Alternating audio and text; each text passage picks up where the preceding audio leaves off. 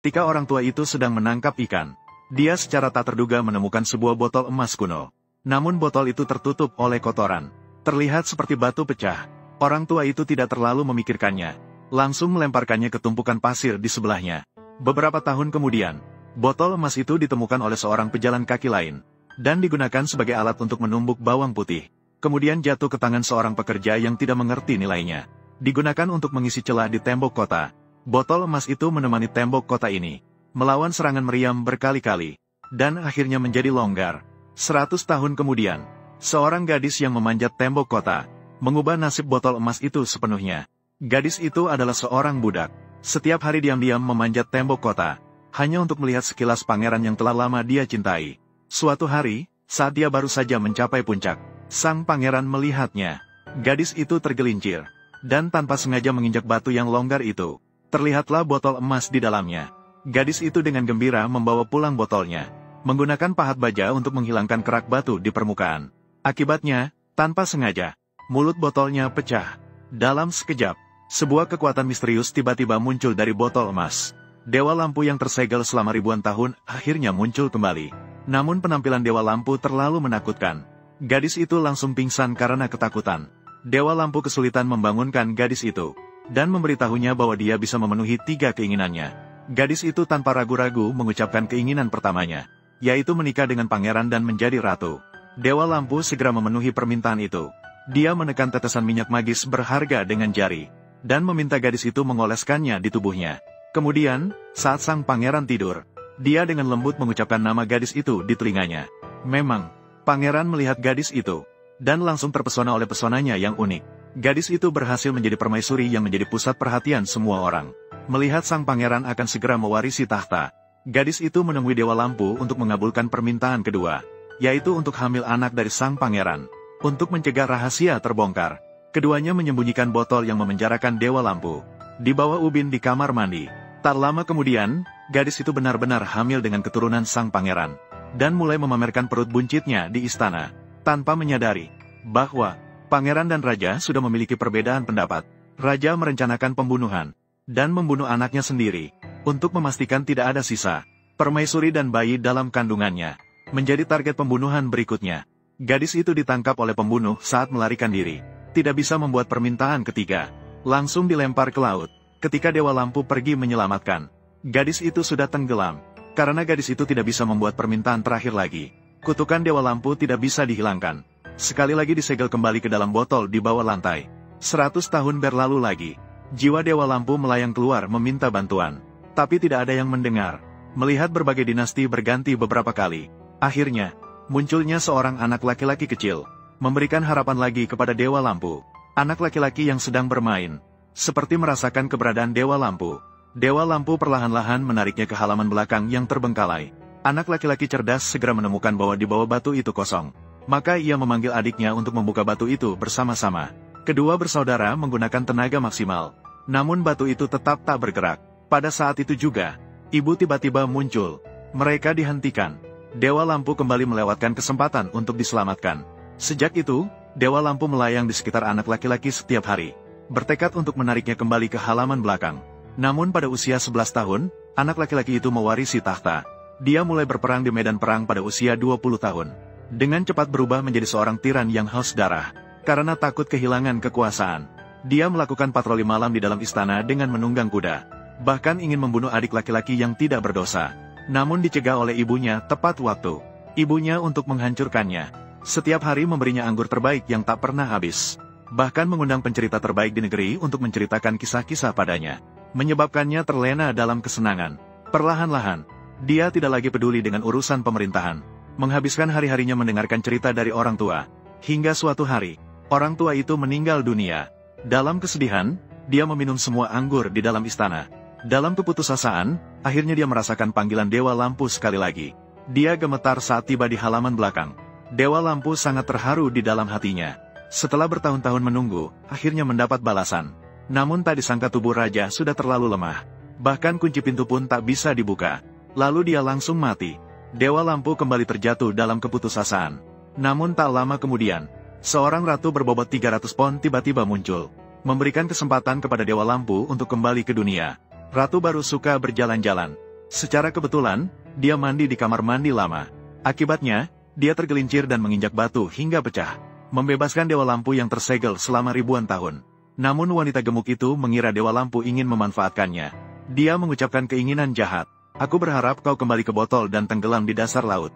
Begitulah, Dewa Lampu kembali mengalami ratusan tahun kesepian dan penderitaan. Hingga suatu hari, seorang gadis sedang membersihkan ikan.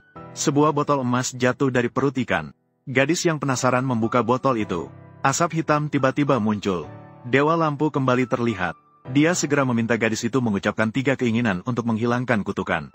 Namun, gadis itu memiliki sifat yang sangat aneh. Dia tidak terburu-buru untuk mengucapkan keinginan. Malah, dia membiarkan Dewa Lampu menghargai penemuan dan karyanya terlebih dahulu. Dewa Lampu terkejut. Terkejut sampai tak bisa berkata-kata. Tidak disangka penemuan gadis lebih ajaib daripada sihirnya.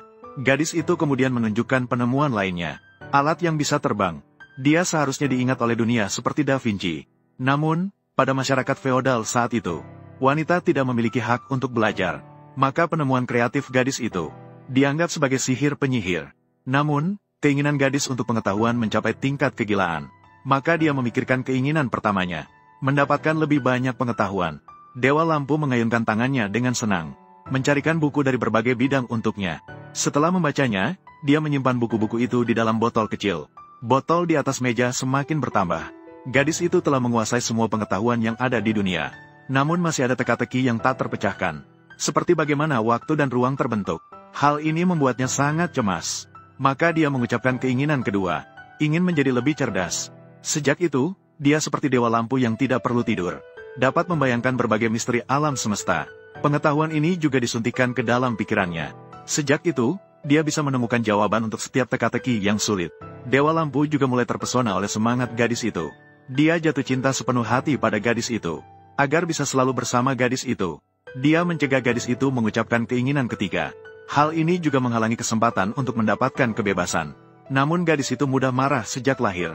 Agar hubungan mereka lebih adil, setiap kali Dewa Lampu membuat gadis itu marah, dia akan mengurung dirinya dalam botol untuk merenungkan kesalahannya. Pada awalnya, gadis itu segera melepaskannya.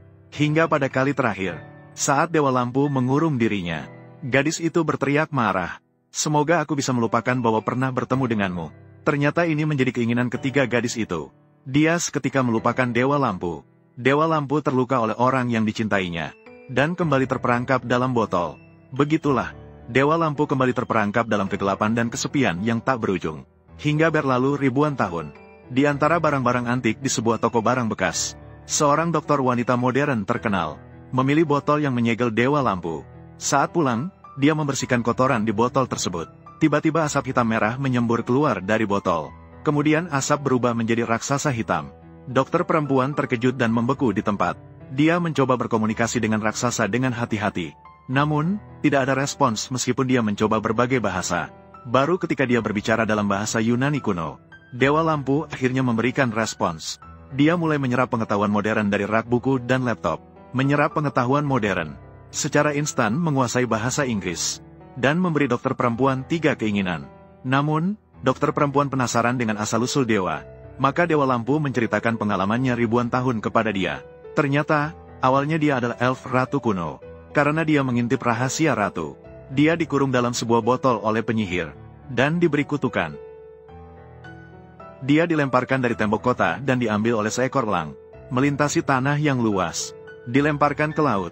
Beberapa ratus tahun kemudian, dia diambil oleh seorang nelayan. Dari sinilah nasib yang penuh liku dimulai. Berturut-turut mengalami 3 tuan yang tidak bisa menghancurkan kutukan, terutama pada kesempatan terakhir. Dengan kerinduan yang tak berkesudahan, dikurung kembali. Akhirnya jatuh ke tangan seorang wanita dokter. Wanita dokter merasa simpati setelah mendengar kisah lampu ajaib. Maka ia mengungkapkan keinginan pertamanya, agar lampu ajaib jatuh cinta padanya dan menjadi pacarnya. Dia meminta lampu ajaib untuk memberikan semua kerinduannya selama ribuan tahun padanya. Lampirannya memang memberikan cinta dan perhatian yang tak terbatas kepada dokter wanita, menjadi sandaran terkuat dalam hidupnya. Namun kebahagiaan itu tidak berlangsung lama. Wanita dokter membawa botol lampu ajaib saat naik pesawat. Botol tersebut diperiksa dengan sinars di pemeriksaan keamanan. Tidak lama kemudian, tubuh lampu ajaib mulai berubah aneh. Tubuhnya mulai perlahan-lahan menghilang.